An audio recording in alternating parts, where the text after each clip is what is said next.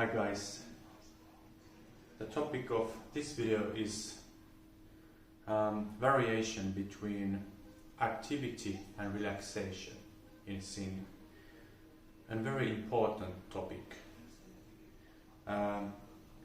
In my approach, and I think this would apply to basically most of ways of singing as well, it's very important that after we have sang our phrase or note, we have to really relax and let go of the muscle effort that might have occurred during the phonation.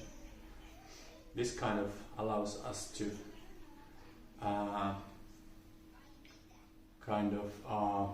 not get so easily tired.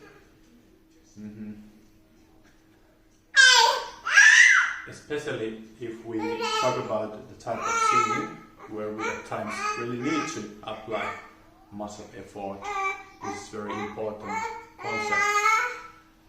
That type of singing would be when we sing, for instance, louder or higher, if we use sort of more belting type of singing, or well, any type of singing that requires muscle force.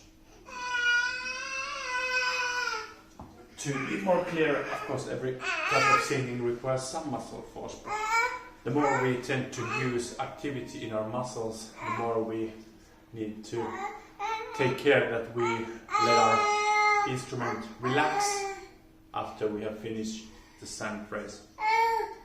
And in my approach, the relaxation needs to happen when we inhale. And this really means that when we are singing, the activity that we will have in our muscles, first of all, we will have our support. We will have our support muscles active, as well as all the activity that might occur in this area as well. So both of these we need to learn to.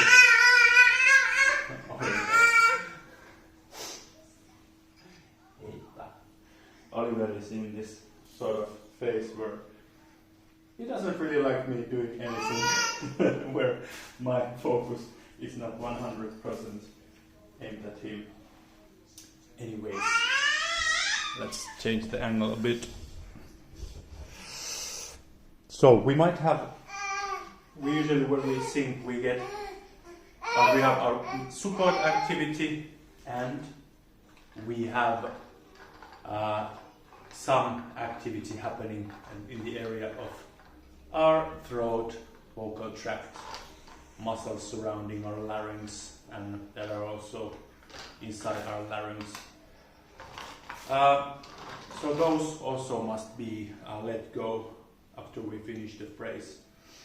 This is a thing that I have to say that every once in a while myself I need to go back to these ideas, because there might come a time when I notice that today and maybe for a couple of days I have had some issues that I'm not really able to sing as well as usually. So these things might be causing issues. Usually when that happens, I kind of start thinking about different points that might be causing some issues to me.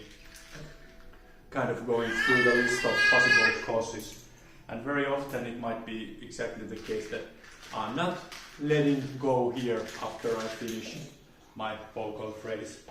And that means that I start to little by little build up some tension, and that kind of avoids me of doing several things, singing high notes freely, and it usually makes it so that with difficult songs that are kind of at the limit of my abilities, get even more difficult. I tend to feel that the tension might be increasing and accumulating in my voice.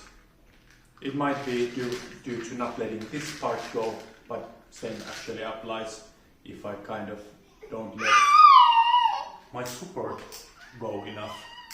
So I advise you to concentrate on those two things, especially letting the support go and all the possible tension here. But in general, it's always a good idea to think about that letting go everything throughout your vocal instrument or your body after you have sung the phrase. One last point, there might be some exceptions for this rule, depending the approach you have to singing. But especially in cases where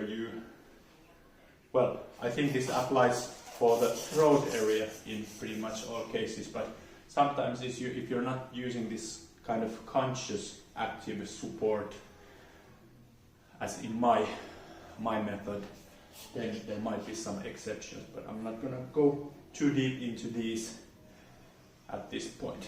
But yeah, this is some ideas for you to think about for now. I wanted to squeeze this video in, although you see I'm a little bit busy with some things at the moment, but want to get some useful info out there for you to think about. If you like the video, again,